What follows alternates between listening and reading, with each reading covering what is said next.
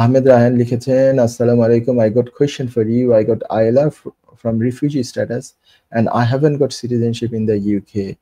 Okay, if I don't have any further danger in my home country and I go back there for a few months, is it will be any issue when I'll come back here? Which travel document should I use? Applying Bangladesh passport will be any problem? Thank you.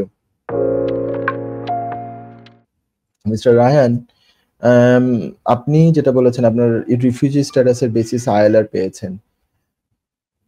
ILR পেলেও আপনার আপনার British citizenship কিন্তু হয় না, indefinite leave to remain হয়েছে।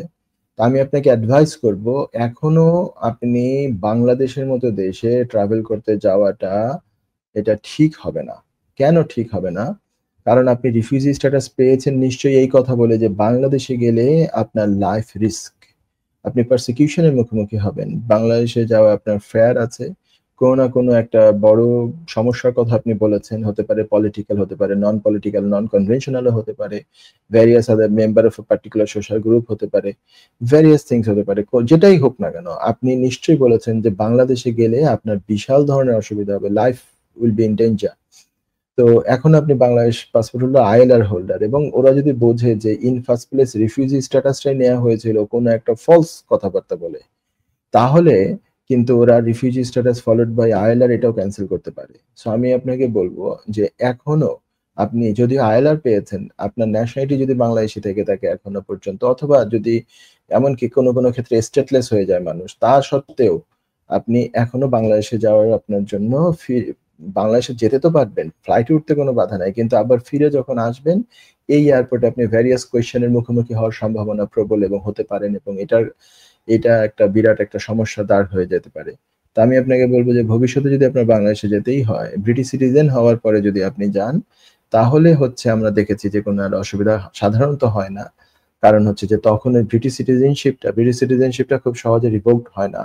Revoke হওয়ার কতগুলো reason আছে, তার মধ্যে অনেক মানে এক্সট্রিম লেভেলের কয়েকটা রিজন দরকার হয়।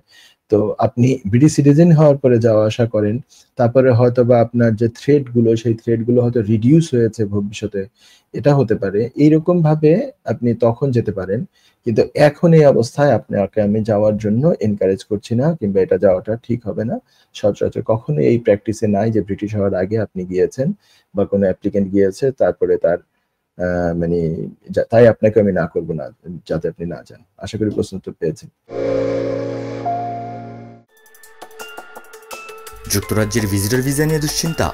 আপনার আত্মীয় বা বন্ধুর ইউকে ভিজিটর ভিসা রিফিউজড হয়েছে? আপনি কি জানেন হোম অফিসের এই সিদ্ধান্তের বিরুদ্ধে জুডিশিয়াল রিভিউ করা যেতে পারে? উইলডেন লিগ্যাল সলিসিটার্স নিয়ে এলো ইউকে ভিজিটর ভিসা রিফিউজালের বিরুদ্ধে নো উইন নো ফি বেসিসে জুডিশিয়াল রিভিউ করার ব্যবস্থা। জি, ঠিকই শুনেছেন, নো উইন নো ফি।